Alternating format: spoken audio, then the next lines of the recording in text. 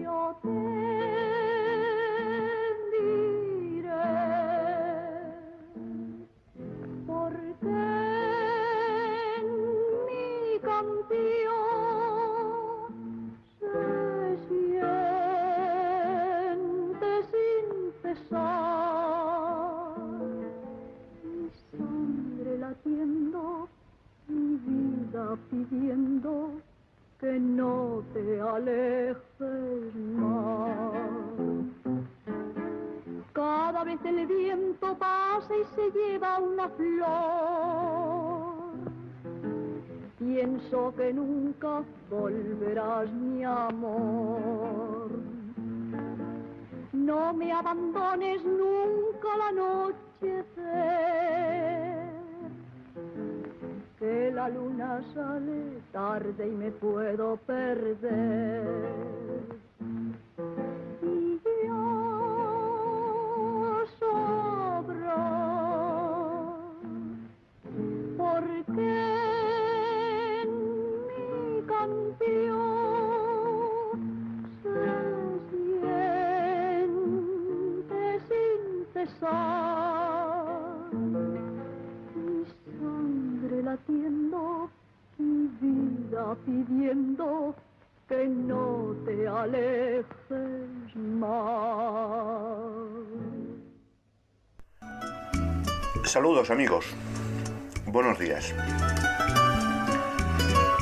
Supongo que al escuchar la canción con la que iniciamos este audio, no os habrá costado ningún trabajo reconocer ¿a quién se lo vamos a dedicar?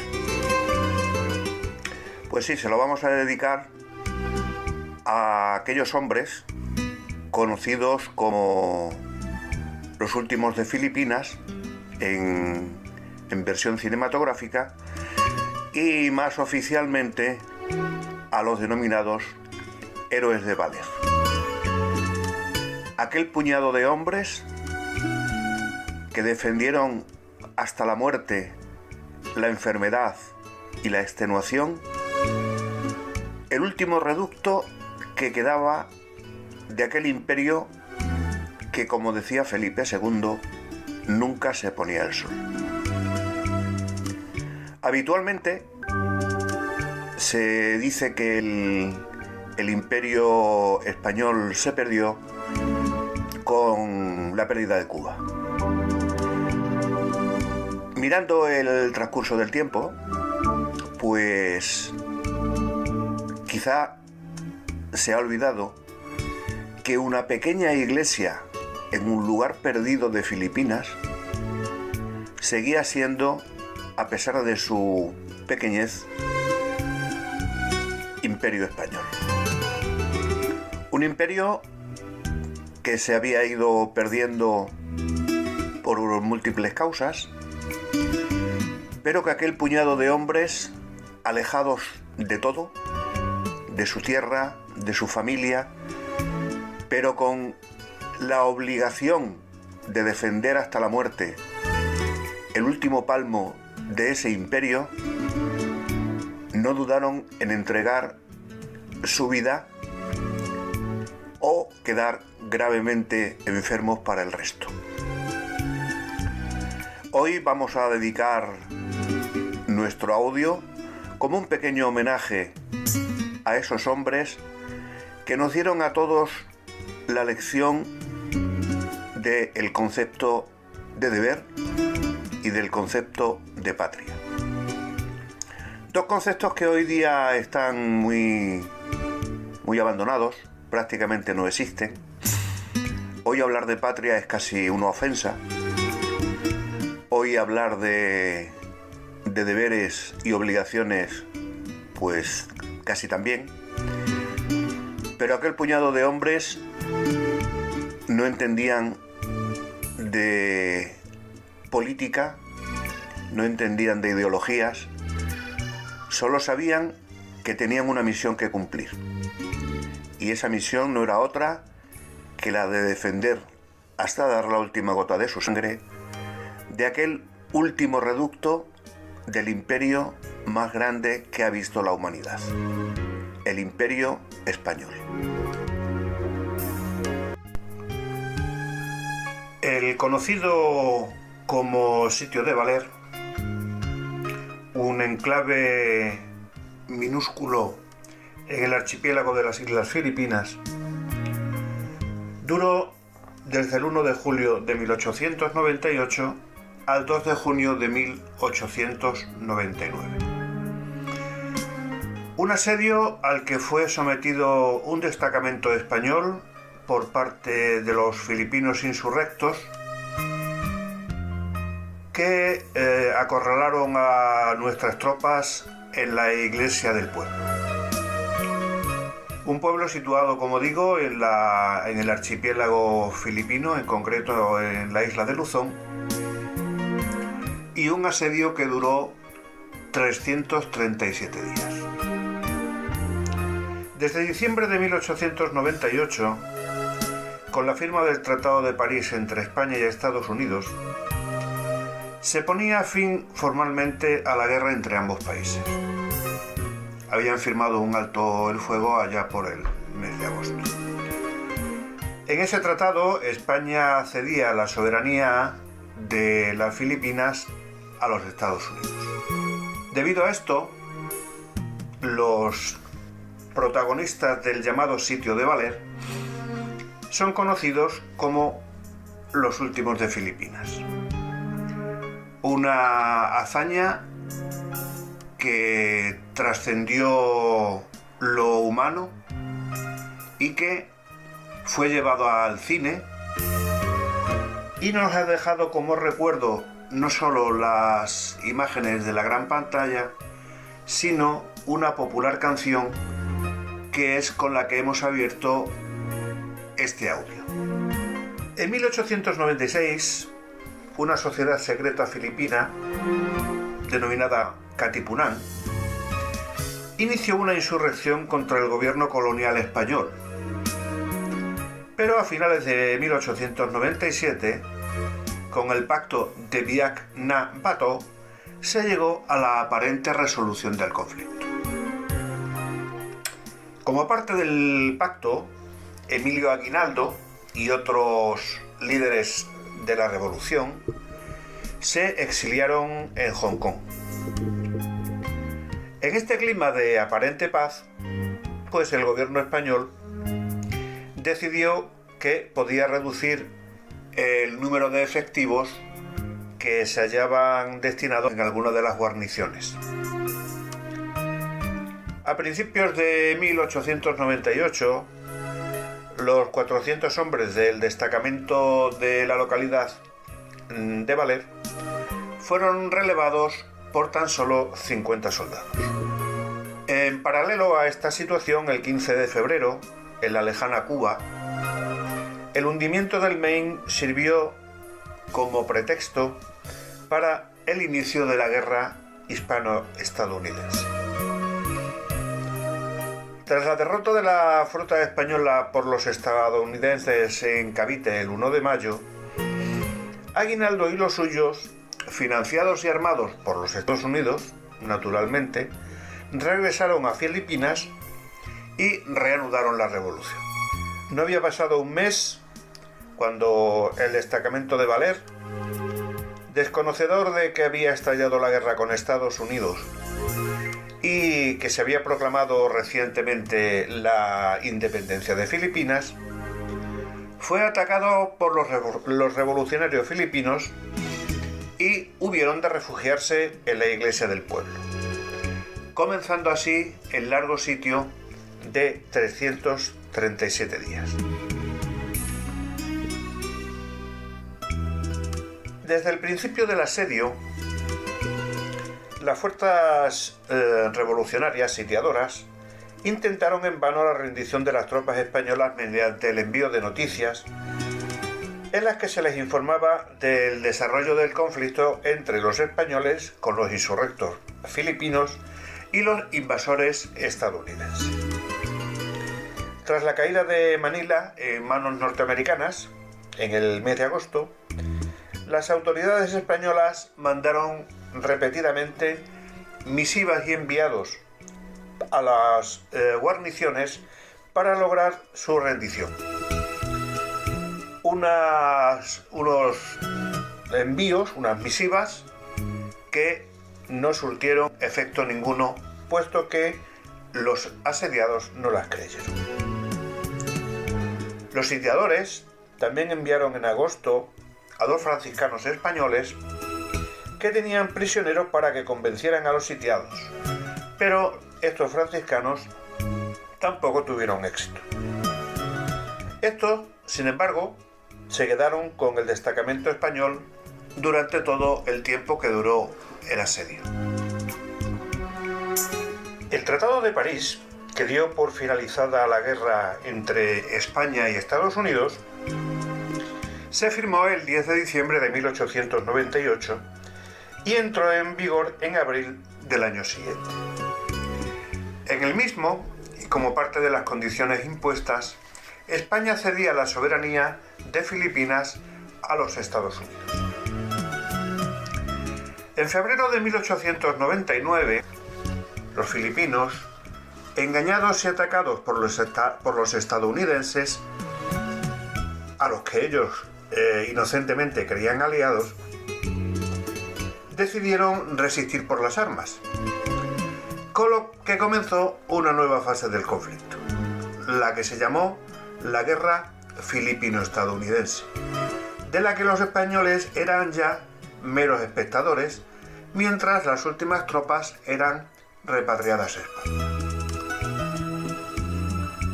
Nuevos emisarios españoles fracasaron en el intento de convencer a los sitiados, en Baler, de que depusieran las armas y regresaran a Manila. En abril, las autoridades militares estadounidenses enviaron a petición española una cañonera para liberar al destacamento de Baler. Pero las tropas desembarcadas cayeron en manos de los filipinos y no pudieron lograr su propósito. A finales del mes de mayo, un nuevo enviado español, el teniente coronel Aguilar, llegó a Baler por orden del gobernador general español, con orden de que los sitiados depusieran su resistencia y le acompañaran a Manila. Pero estos volvieron a desconfiar y tuvo que marcharse sin conseguir su objetivo. Sin embargo, al ojear los sitiados unos periódicos dejados en la iglesia por Aguilar, descubrieron una noticia que no podía haber sido inventada por los filipinos, lo cual finalmente los convenció de que España ya no ostentaba la soberanía de Filipinas y de que no tenía sentido seguir resistiendo en la iglesia. El 2 de junio de 1899, el destacamento español en Baler se rindió, tras un sitio de 337 días. Las autoridades filipinas aceptaron unas condiciones honrosas de capitulación y permitieron su paso sin considerarles prisioneros de guerra hasta Manila, con el presidente filipino Aguinaldo emitiendo un decreto en el que exaltaba su valor. Tras un recibimiento apoteósico en la capital filipina, los supervivientes fueron repatriados a España. Tras esta breve descripción de la situación, es obligado a hacer un repaso histórico. Las Islas Filipinas, o el archipiélago de las Filipinas, fue descubierto por los occidentales durante las expediciones de Magallanes y Elcán. En 1521, Magallanes arribó a las Islas Filipinas al mando de una expedición española, resultando muerto en un enfrentamiento con los naturales de Mactán, una pequeña isla perteneciente actualmente a la provincia de Cebú. Fue Elcano, Juan Sebastián Elcano, el responsable de finalizar la que sería la primera vuelta al mundo. Sin embargo, la colonización occidental no comenzó hasta 1565, cuando una expedición comisionada por el rey de España, Felipe II, partía de Nueva España y al mando de Andrés de Urdaneta y Miguel López Legazpi, capturó Cebú y tomó posesión del archipiélago en nombre de España. La presencia española se circunscribía fundamentalmente a las zonas costeras, escapando al control efectivo de la potencia colonial, la mayor parte del territorio archipiélago. Filipinas nunca fue colonizada en sentido de establecimiento de población metropolitana, como se había hecho en otros lugares en los que se hizo una, implantación de españoles emigrados a ellas.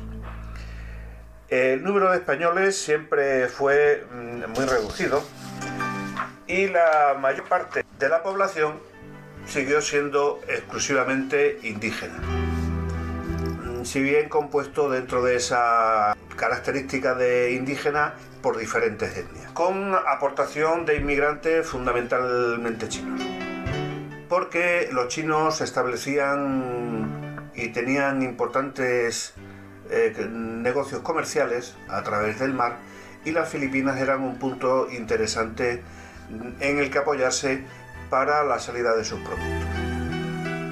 Como decía, el mestizaje fue escaso, pero debido fundamentalmente a la penuria de la población metropolitana, a mediados del siglo XIX la población española era de 3.000 a 4.000 personas, a finales de siglo había entre 12.000 y 14.000 peninsulares, casi todos principalmente funcionarios. La población malaya que habitaba las tierras bajas de las islas principales era el grueso de la población filipina, a la que pertenecía la etnia de los tagalos, que había sido intensamente cristianizada por los monjes o frailes que habían llegado desde la metrópoli. Durante el siglo XIX se había producido una transformación notable de la sociedad y de la economía filipina, al tiempo que se había acentuado el abandono por parte de la metrópoli. Parecía como si tan lejanas tierras no interesasen demasiado. Dicha transformación, unida a la agricultura de exportación y a la liberalización del comercio, con el nacimiento de una incipiente burguesía autóctona, contrastaba con el inmovilismo de la vida política de la colonia, dependiente tanto de la administración española como del inmenso poder de las órdenes regulares, es decir, de los frailes. Los frailes tuvieron en aquella época una presencia y una importante relevancia en la vida de las islas. Todo esto comenzó a cambiar en la década de 1880, cuando el gobierno metropolitano pareció que reaccionaba e intentó recolonizar económicamente Filipinas con iniciativas como la abolición del estanco del tabaco en 1881 o con la creación de la Compañía General de Tabacos de Filipinas, y también con la instauración de un arancel proteccionista, todo ello hecho en 1890. Sin embargo, la intelectualidad filipina empezaba a reclamar la instauración de reformas, ciertamente limitadas, como el querer ser considerada una provincia española o que los filipinos gozasen de los mismos derechos y libertades que los españoles. Ante estas reivindicaciones, el gobierno español se mostró incapaz de encontrar una solución política, reprimiendo militarmente el motín de Cavite de 1872, o una vez que había comenzado la Revolución Filipina en 1896, ejecutando al líder nacionalista filipino José Rical. fue el bloqueo de la solución reformista o autonomista, la que abrió paso a otra independentista y revolucionaria, encarnada por el Katipunan, una sociedad secreta a la que ya antes nos hemos referido, fundada por Andrés Bonifacio en 1892, que aparte del componente revolucionario que en sí mismo tenía, mostraba un acusado anticlericalismo, fruto de la presencia que, como antes decía, las órdenes regulares tenían en las islas, habiendo tenido en la administración y en la vida económica una preponderancia en toda la colonia. La transformación de la sociedad filipina y la reivindicación de reformas habían dado lugar a varias revueltas contra el dominio colonial español. Todas fueron duramente sofocadas por las autoridades españolas. La que se ha denominado Revolución Filipina, que gracias a la intervención estadounidense fue la que terminó expulsando a los españoles de la isla, estalló el 26 de agosto de 1896 con lo que se conoce como Grito de Balintawak. Ese día, un grupo de katipuneros, dirigidos por Andrés Bonifacio, se alzó contra las autoridades españolas en las inmediaciones de la ciudad de Caloocan, en los arrabales de Manila. Aunque el levantamiento fue inmediatamente sofocado, en días posteriores se sucedieron las escaramuzas entre katipuneros y tropas españolas en otros arrabales de Manila, como San Juan del Monte. Unos levantamientos que fueron reprimidos y no tuvieron éxito. Sin embargo, la sublevación que había fallado en la ciudad de Manila sí se consolidó en la provincia de Cavite, en el sureste de la bahía de Manila, en una revolución que estaba comandada por Emilio Aguinaldo, alcalde de Cavite el Viejo, quien luego sería nombrado presidente de la efímera Filipinas Independiente antes de su aplastamiento por los estadounidenses. No obstante, el arsenal de Cavite siguió en manos de los españoles. Por otra parte, en los meses iniciales de la insurrección, esta se circunscribió a los territorios más cercanos a Manila. El distrito del Príncipe, en la Contracosta, como se llamaba, permaneció bastante tranquilo. En el momento del grito del Walikanda, había en el archipiélago unos 13.000 soldados del ejército español, de los que 9.000 eran filipinos. La consolidación de la insurrección en Cavite hizo que el gobierno español reforzase los efectivos presentes en la isla, enviando 25 soldados más al mando del general Polavieja, que fue nombrado gobernador general de Filipinas tan pronto como llegó a las islas el día 3 de diciembre. Con las tropas traídas de la península, Polavieja lanzó una ofensiva contra los sublevados, utilizando una política represiva en contra de los nacionalistas filipinos con consejos de guerra y ejecuciones. En este marco ordenó la ejecución de José Rizal el día 30 de diciembre, el cual, aunque opuesto al dominio español, había condenado la insurrección por su carácter popular y campesino. La política de Polavieja tuvo en su propósito el sofocar la sublevación de manera exitosa en la localidad de Cavite, provincia prácticamente pacificada en marzo de 1897. Hacia julio, Aguinaldo, cerca de su cuartel general de Talisay, fue capaz de rodear Manila con 500 de sus partidarios y refugiarse en la zona montañosa de Bulacan, que era conocida como Biak na Bato, con lo que la insurrección se extendió por las provincias del centro de Luzón. La guerra se fue acercando así mucho a la zona del Príncipe, solo separado por la localidad de Nueva Écija y por la Sierra Madre. Mientras tanto, Polavieja había sido sustituido en el mes de abril como gobernador general y había sido sustituido por el general Fernando Primo de Rivera. Durante el verano comenzaron los contactos secretos entre Aguinaldo y Primo de Rivera. Aguinaldo se encontraba asediado en tierras de Villac-na-Bato y sin perspectiva de poder derrotar a los españoles, en tanto que el gobierno español buscaba un acuerdo que pusiera fin a la rebelión, vista la preocupante situación en Cuba y la no menos preocupante actitud de los estadounidenses. El área donde se encuentra actualmente la localidad de Valer fue explorada en 1572 por Juan de Salcedo, el primer europeo que visitó la zona en un periplo explorador de la costa oriental de Luzón, lo que los españoles denominaban Contracosta, porque se hallaba en el extremo opuesto a Manila, en la isla de Luzón.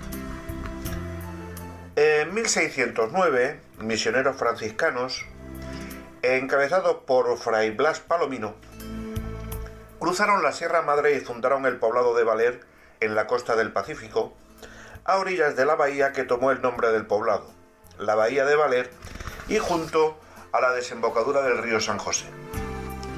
Aunque en línea recta no se encontraba a más de 150 kilómetros de Manila, la dificultad de acceder a Valer por tierra originaba que las comunicaciones con la capital del archipiélago se hicieran por mar. En 1753, un tsunami arrasó Valer y se tomó la decisión de reconstruirla media legua hacia el interior en unos terrenos más elevados.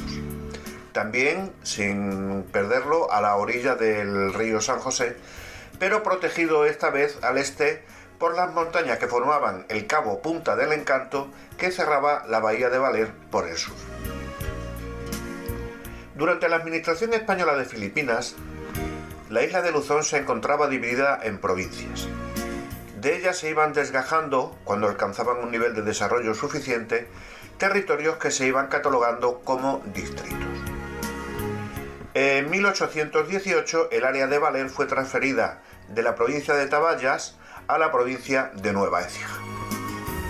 En 1856 los territorios de Nueva Écija, situados entre la Sierra Madre y el Océano Pacífico, fueron desgajados para constituir el distrito de El Príncipe. Las principales localidades de este nuevo distrito eran Valer, que se convirtió en la capital. Religiosos franciscanos se encargaban de la atención religiosa de la localidad desde su fundación, salvo un periodo de 45 años entre 1658 y 1703 en que fueron sustituidos por hermanos agustinos. Al frente del distrito se encontraba un comandante político-militar con residencia en Valer, puesto desempeñado por un capitán del ejército, el cual, en virtud de su cargo, era también delegado de Hacienda para la recaudación de impuestos, subdelegado de Marina, juez de primera instancia y administrador de la oficina de correos. En 1897 el pueblo se componía de una iglesia con la residencia del párroco adosada, habitualmente denominado convento, la casa del comandante y barracones para la tropa, además de las viviendas de los habitantes del poblado. La guarnición permanente consistía en un destacamento de la Guardia Civil con un cabo europeo y 5 números filipinos. Habitaban en la población unas 1.700 personas. La iglesia, el edificio más sólido del poblado, fue construida después de la refundación de Valer en 1735, con el objetivo de que resistiese los fenómenos meteorológicos extremos, tifones, inundaciones, tsunamis, que caracterizan el área en el que se encuentra la población. Los muros de 1,5 metros de espesor consistían en una amalgama de pedruscos, cal y arena. Además de su solidez, la iglesia era un edificio simbólicamente de la mayor importancia, puesto que además de las ceremonias religiosas, era la sede del párroco, depositario de inmensos poderes, no solo espirituales, sino también temporales. Tenía una forma aproximadamente rectangular de 30 metros de longitud y 10 de anchura, con orientación sur-norte. En esta iglesia de Valer fue donde quedaron sitiados un contingente español formado por 50 soldados y clase de tropa que estaban al mando de 2 oficiales, junto con la dotación de una enfermería, 3 sanitarios, 2 de ellos filipinos, indígenas en la terminología de la época, y un oficial médico, el comandante político-militar del distrito y el párroco de Valer. A ellos se unieron posteriormente otros 2 religiosos franciscanos del vecino pueblo de Casiguran. En total estaban 57 militares y 3 religiosos. De ellos desertaron 6, entre ellos los 2 sanitarios filipinos, y fallecieron otros 16, entre ellos el párroco de Valer. En total sobrevivieron al asedio 38 personas. Del lado filipino se desconoce el número de tropas sitiadoras, que no formaban parte todavía de un ejército regular, y en las que se pasaba el mando del asedio por varios oficiales. Se considera que sufrirían unas 700 bajas entre muertos y heridos. El capitán de infantería, Enrique de las Morenas y Fossi, era el comandante político-militar del distrito del Príncipe. Había nacido en Chiclana de la Frontera en 1855 y había ingresado con 19 años en el Colegio de Infantería, del que salió como alférez en 1875. Él participó en la Tercera Guerra Carlista en Cataluña y en Navarra, en cuyo conflicto fue ascendido a teniente. Y tras pasar la mayor parte de los años posteriores destinado en Andalucía, fue ascendido a capitán de la escala de reserva en 1896. En 1897 fue destinado a Filipinas, a donde llegó como parte del batallón expedicionario de cazadores número 9 en enero de 1898. Poco después, a petición suya, fue nombrado comandante del Príncipe. Cuando llegó a Valer se encontraba ya enfermo. Dirigió la resistencia del destacamento de Valer hasta su muerte por enfermedad, casi 5 meses después de iniciado el sitio. El segundo teniente, Juan Alonso Zayas, estaba al mando del destacamento del batallón expedicionario de cazadores número 2, destinado también en Valer. Este oficial había nacido en Puerto Rico en 1868, donde su padre, también militar, se encontraba destinado. Vivía con su familia en Barcelona y era fotógrafo, cuando se alistó como soldado voluntario en el ejército en 1888. Sirvió en Cuba entre 1889 y 1895, ascendiendo a sargento. En 1897 fue destinado a Filipinas, ya ascendido a segundo teniente de la escala de reserva. Y en 1898 fue destinado a Valer al mando de un destacamento de 50 soldados. Allí pereció de beriberi tras casi 4 meses de asedio con sus hombres. El segundo teniente, Saturnino Martín Cerezo, era el segundo al mando del destacamento de cazadores estacionado en Valer y provenía de una familia campesina y había nacido en Miajadas, en la provincia de Cáceres, en 1866. A finales de agosto de 1897, el capitán Antonio López Irisarri, comandante político-militar del Príncipe, preocupado por los rumores que circulaban sobre el malestar de los filipinos y la existencia de contrabando de armas para los insurgentes, llevó a cabo una investigación que no arrojó resultados, pero aún así solicitó ayuda para vigilar la costa. El mando español en Manila decidió el envío del crucero María Cristina y de un cañonero para patrullar la costa, así como reforzar la guarnición con un destacamento de 50 soldados del batallón expedicionario de cazadores número 2. Este destacamento había ya combatido en Cavite y acababa de ocupar el 7 de septiembre la localidad de Aliaga en Nueva Écija, a unos 80 kilómetros de Valer, y que hasta entonces se encontraba en manos de los insurrectos. Dirigía este destacamento de cazadores el teniente José Mota, un oficial de 19 años que se había distinguido por su valor y había recibido a tan pronta edad ya varias condecoraciones. Tras atravesar la Sierra Madre, Mota y sus hombres llegaron a San José de Casiñán el día 20 de septiembre. Al llegar las noticias de su llegada, López Irisarri, acompañado del párroco de Valer, Cándido Gómez Carreño, y de otro religioso, el padre Dionisio Luengo, que estaba en Valer aprendiendo las lenguas del país, acudieron a San José a recibir. El grupo llegó a Valer al día siguiente. Posiblemente alentado por la cálida recepción de los valerenses, Mota decidió repartir a su tropa entre varias construcciones del pueblo. 10 soldados se instalaron en el cuartel de la Guardia Civil, 18 en la casa del maestro del pueblo, Lucio Quezón. Quezón era un mestizo de Manila que había formado parte de la Guardia Civil y que era el único filipino del pueblo autorizado a portar armas. Su hijo Manuel sería posteriormente el primer presidente de la Mancomunidad de Filipinas. Y el resto se alojó en la comandancia, residencia oficial del gobernador y sede de sus oficinas. Motas se quedó también en la casa de Quezón, ya que la construcción estaba en el centro de Valer. Colocó guardia únicamente en la plaza.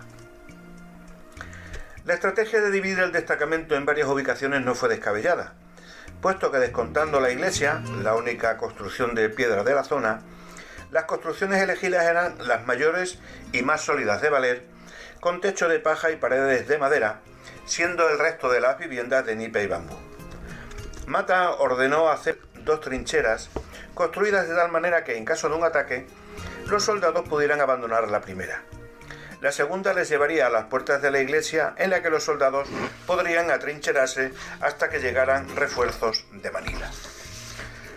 Las noticias del envío del destacamento de cazadores en Valer llegó pronto al cuartel de Aguinaldo, en Biak-Nabató, que pensó que la toma de la población sería sencilla y un golpe de efecto en la guerra contra los españoles.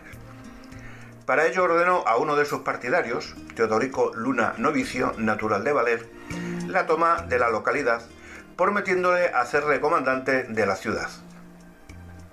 Luna Novicio dejó Biak-Nabató y procedió a reclutar una partida. La partida incluía también algunos valerenses.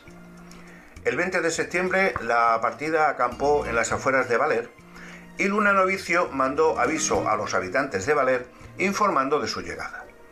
Consiguió el apoyo de Antero Amatorio, antiguo alcalde de Valer, así como su apoyo financiero y logístico. Durante los siguientes días, Luna Novicio volvió a su casa en Valer y clandestinamente contactó con muchos vecinos, pidiéndoles su apoyo en reuniones nocturnas que tenían lugar en un campo de arroz propiedad de Amatorio.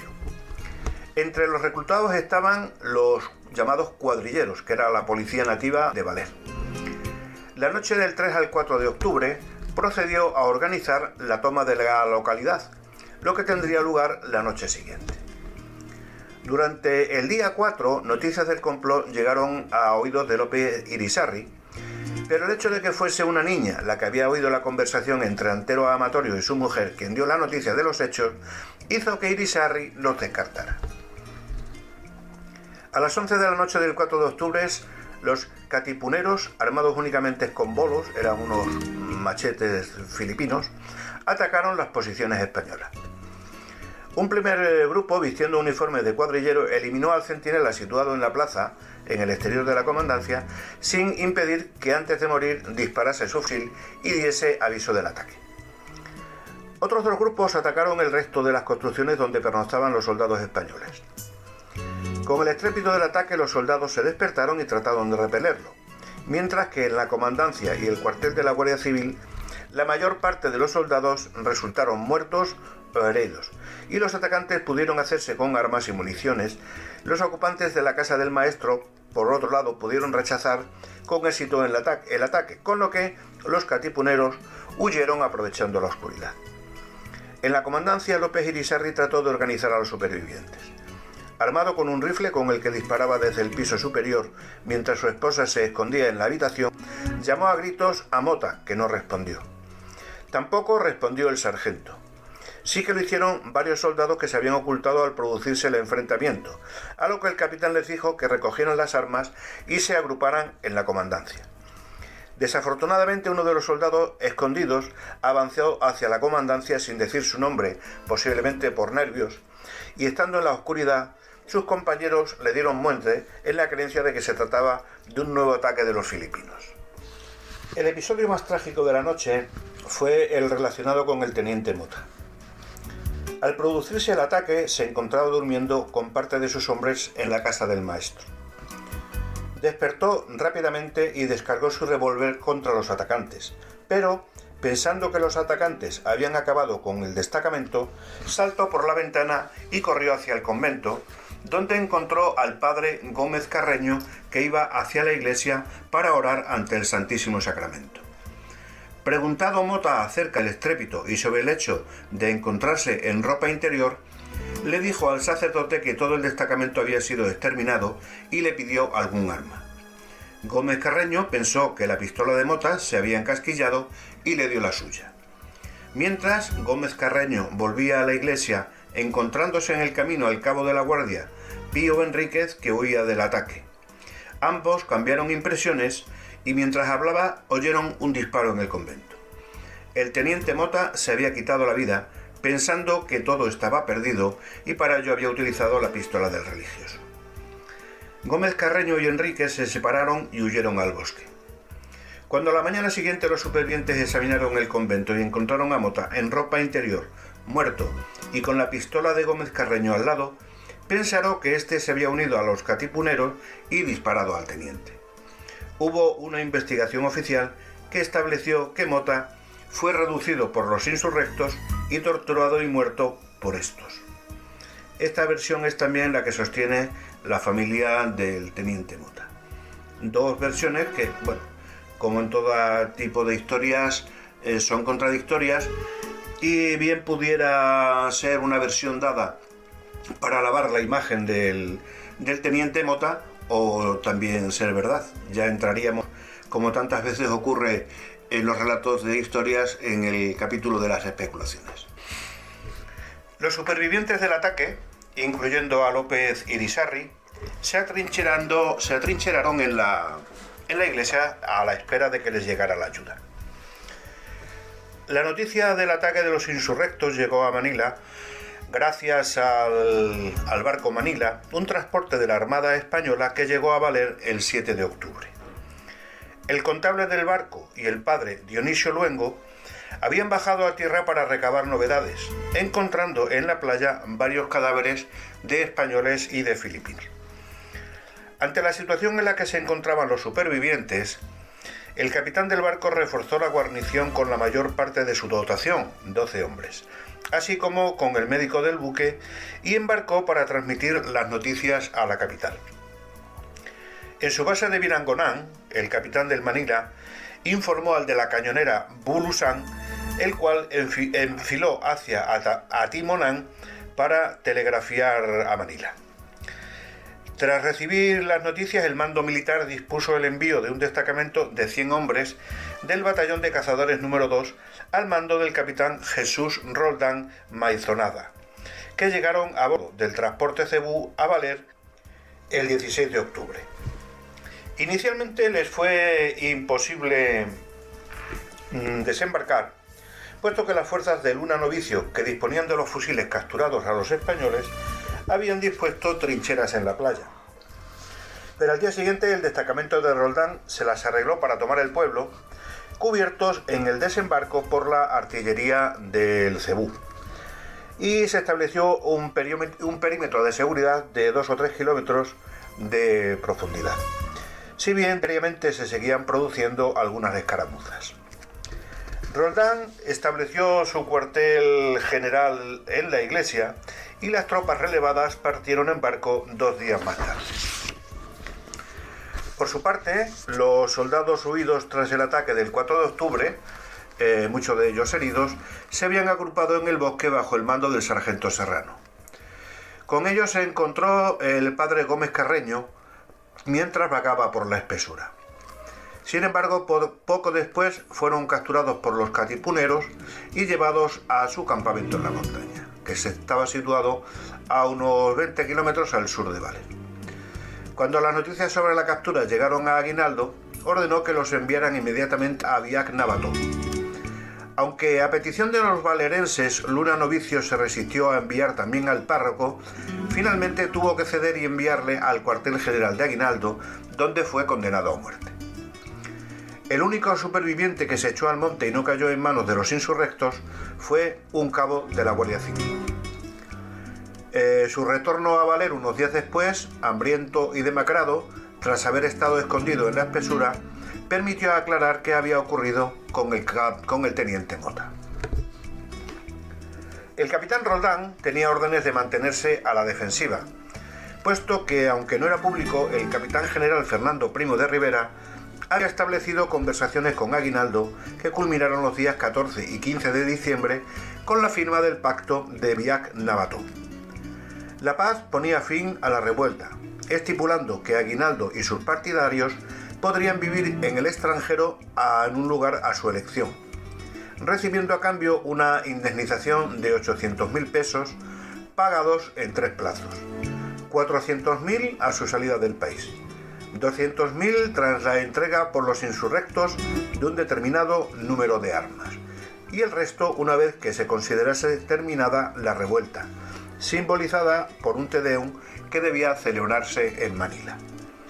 Otras condiciones estipulaban que el gobierno español realizaría reformas en el país, que se amnistiaría a todos los alzados en armas y que una suma adicional de 900.000 pesos se repartiría entre la población civil como indemnización por los daños de la guerra.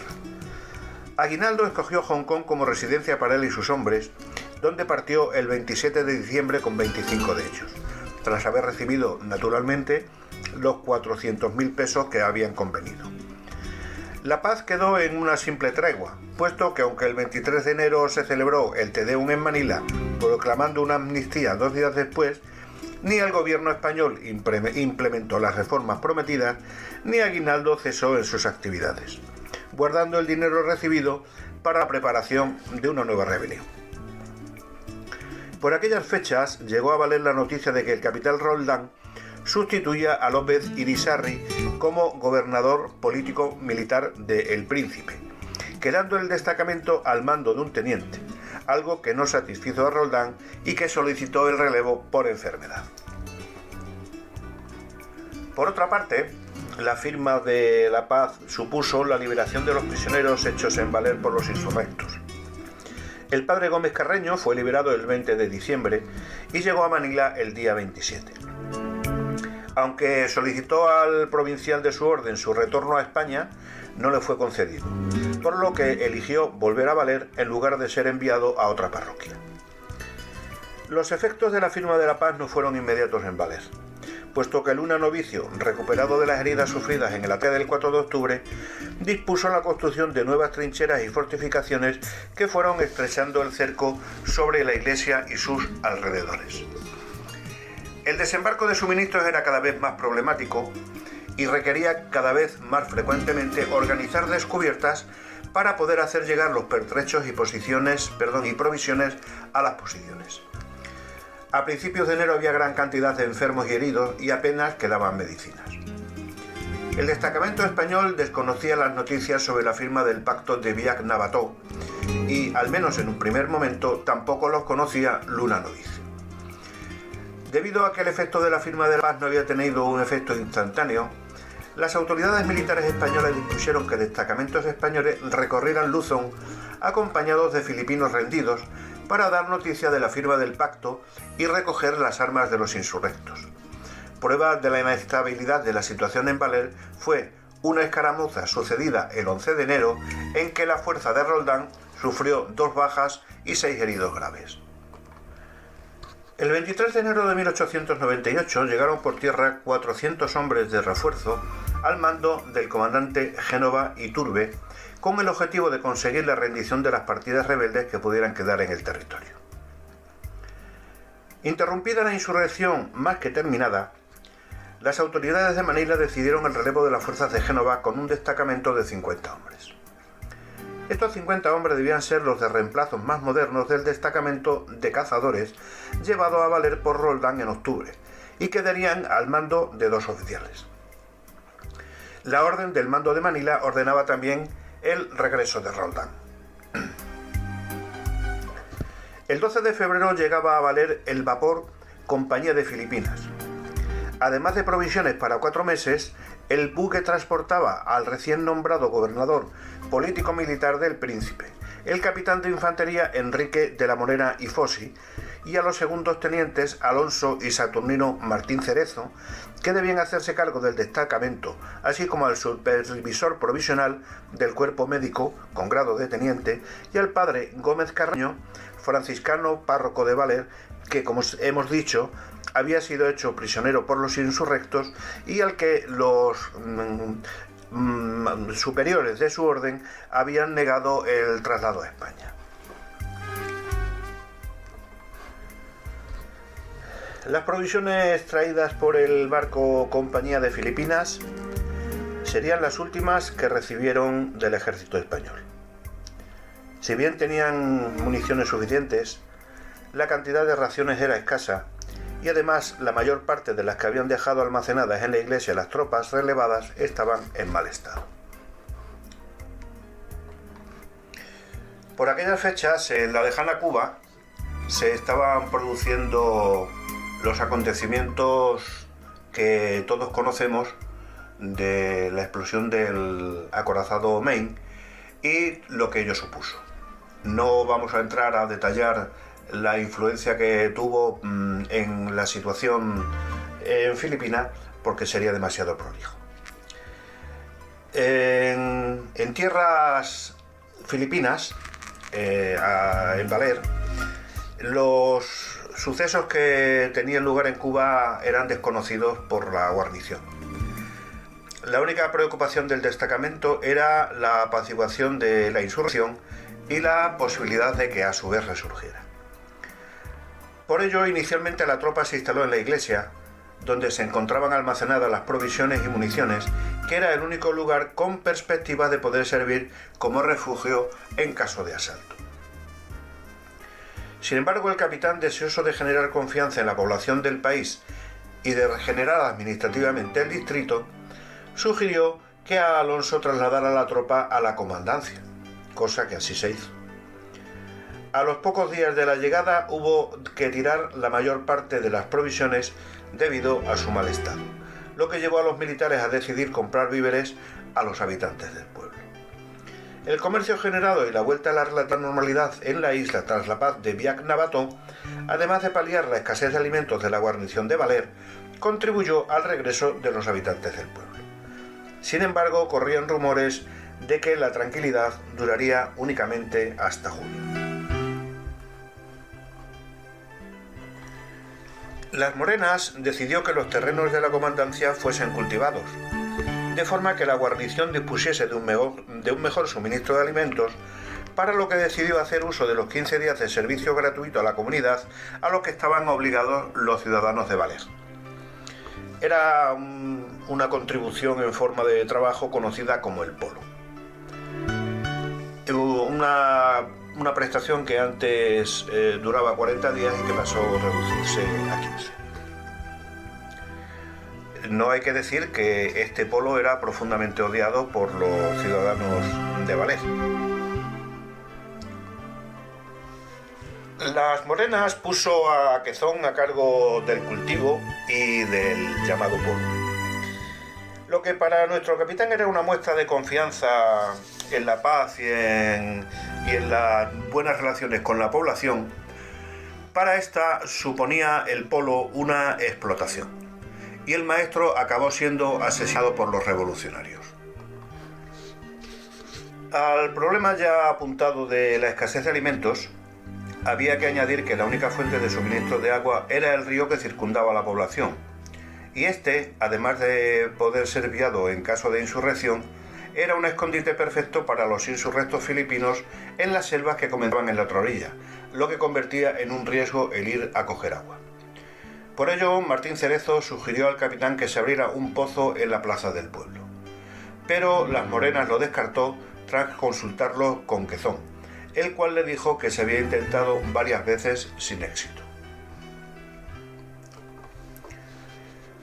Mientras esto ocurría en Valer, las fuerzas estadounidenses derrotaban a las tropas españolas en Cavite, donde se rindió la plaza y el arsenal.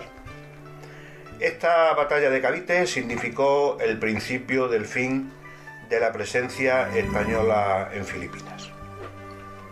Como consecuencia de esta derrota española, el 19 de mayo Aguinaldo volvió a las Filipinas en un buque estadounidense para ponerse al frente de la revolución que se extendió por toda la isla de Luzón.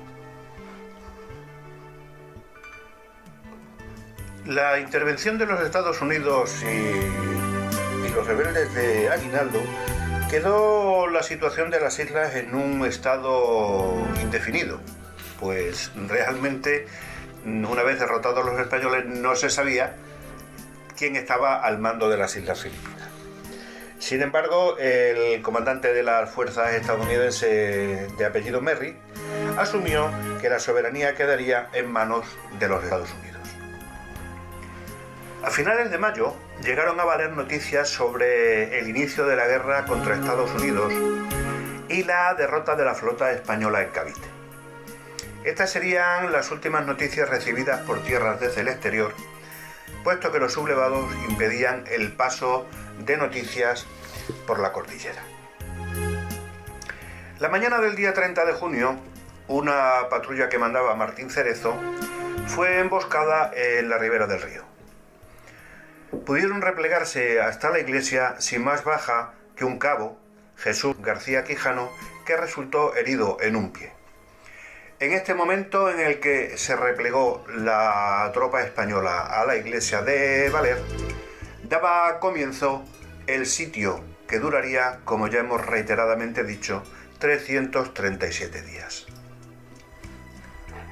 El primer día del sitio, los españoles encontraron cerca de la iglesia una nota en la que los filipinos les advertían que contaban con 3 compañías para el asalto y los combinaban a rendirse. La nota decía así: estáis rodeados, los españoles han capitulado, evitad el derramamiento de sangre. Aunque los sitiados no dieron mucho crédito a las noticias sobre las rendiciones, no dudaron de la cantidad de las fuerzas enemigas y temieron un largo asedio. Por ello, Martín Cerezo retomó la idea de construir un pozo en el interior. Las Morenas le asignó 5 hombres y al poco tiempo encontraron agua en abundancia a 4 metros de profundidad. Tras aquella primera nota de los rebeldes que combinaba a los españoles a rendirse, comenzó un ir y venir de notas, de amenazas, de rechazos por parte de los españoles, de amenazas por parte de los revolucionarios, en fin, una serie de dimes y diretes que no llevaron a ninguna parte, puesto que por mucho que los rebeldes insistían en que España había sido derrotada y que ya no tenía ningún sentido el enfrentamiento y la defensa en la iglesia, los españoles hicieron caso omiso de todo ello.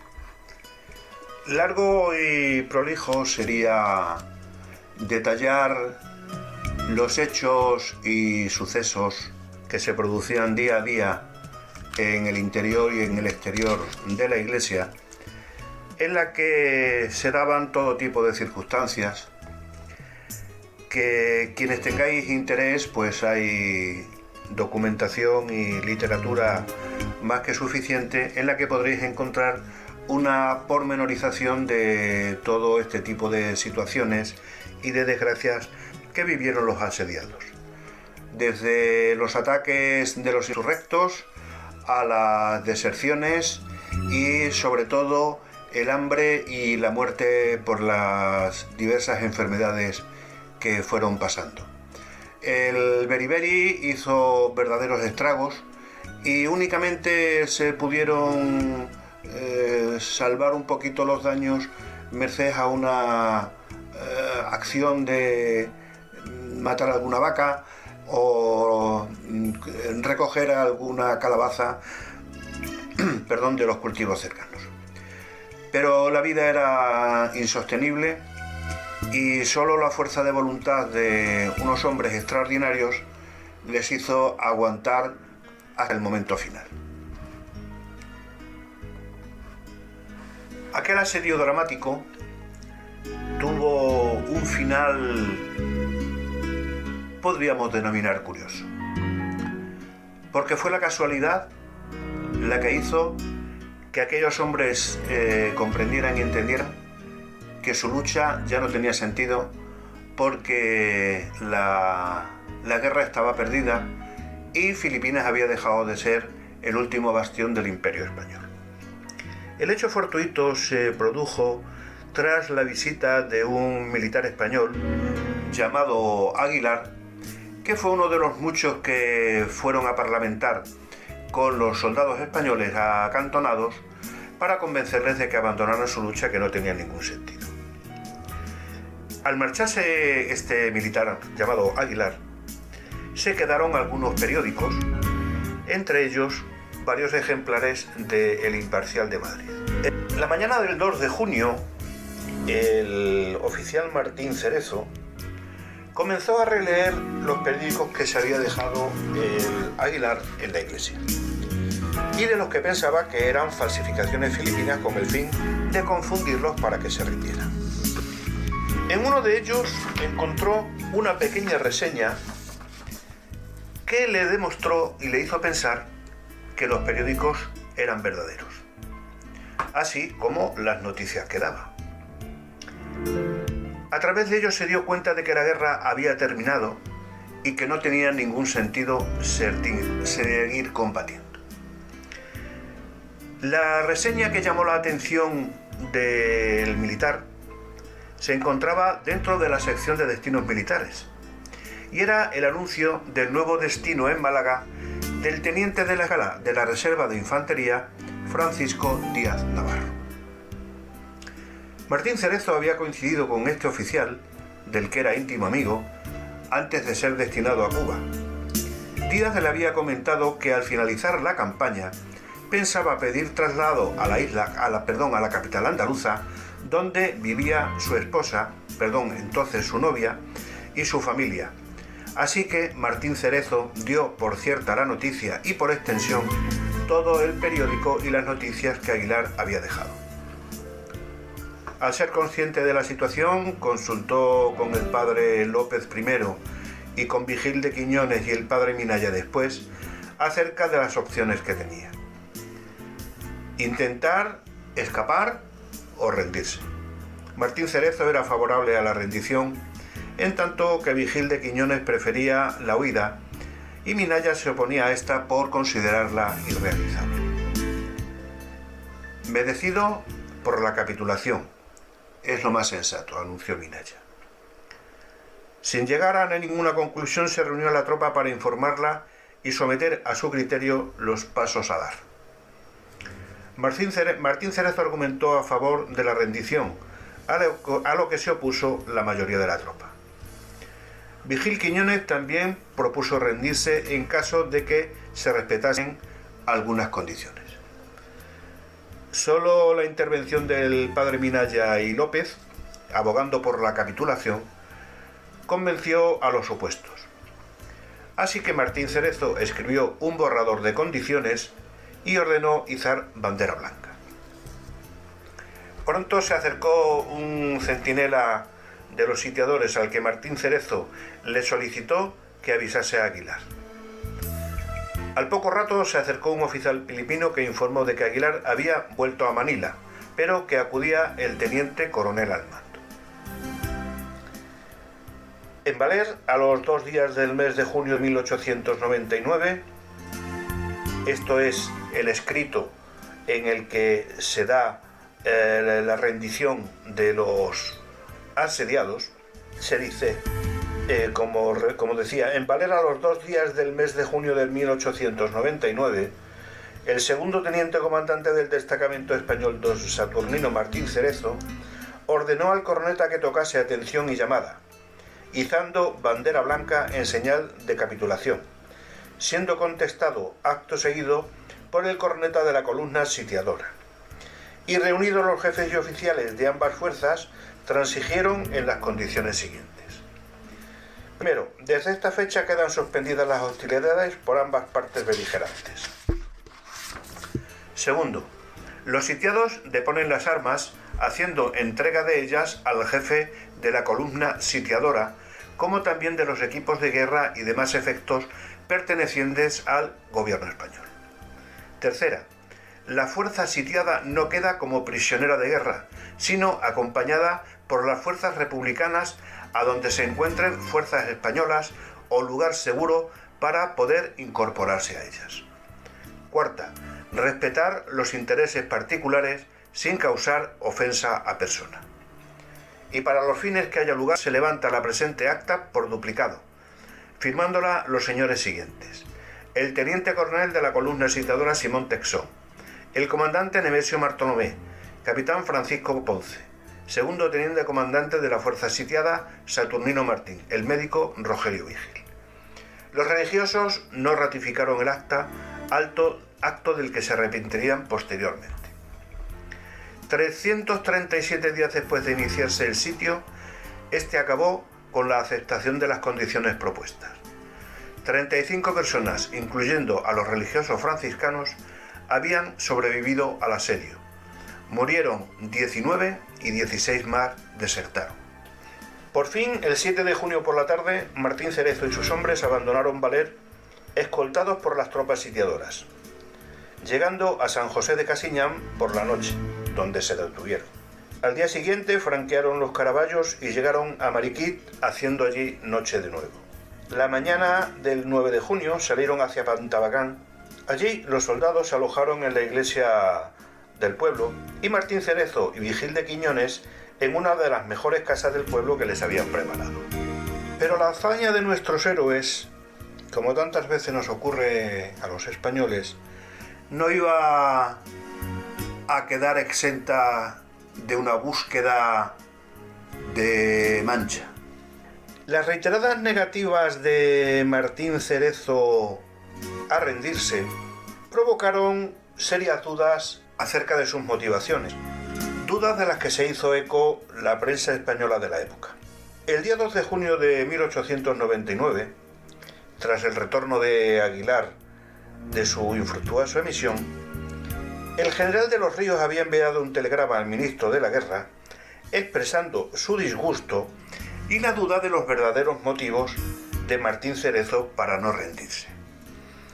El ministro se dice que habría replicado que los defensores de Valer estaban locos de... Ya en España se hicieron explícitas estas sospechas y se llegó a decir que el móvil que había conducido al comportamiento de Martín Cerezo era el apropiarse de los 3.000 duros que había en la caja de la guarnición. Por supuesto, ninguna de estas insinuaciones o acusaciones fue a parte ninguno y se llegó a la conclusión verdadera y cierta de que la negativa a entregarse y a rendirse no era otra que la no creencia en las noticias que le llegaban. El día 29 de julio la tropa de Valer embarcó en el vapor Alicante, llegando a Barcelona el 1 de septiembre. Desde allí se trasladaron a Madrid, donde fueron recibidos por un representante de la reina María Cristina y por el ministro de la Guerra y los oficiales de la guarnición madrileña. Daba así fin una etapa de la historia de España que escribieron unos pocos hombres con un valor a toda prueba, que resistieron hasta lo indecible por defender lo que ellos creían que debían de defender. Pues no creían, en su cabeza no entraba, que con tanta rapidez fuera posible deshacer el inmenso imperio español.